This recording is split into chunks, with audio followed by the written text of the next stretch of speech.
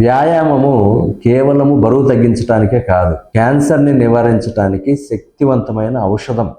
Regular వ్యాయామం వలన ఉపయోగాలు: హార్మోన్ల సమతుల్యత మెరుగుపడుతుంది, శరీరంలో వాపులు తగ్గుతాయి, రోగ నిరోధక శక్తి పెరుగుతుంది, ఆరోగ్యకరమైన బరువు నిలుపుకుంటారు. ఈ మార్పులు క్యాన్సర్ వచ్చే అవకాశాన్ని తగ్గిస్తాయి.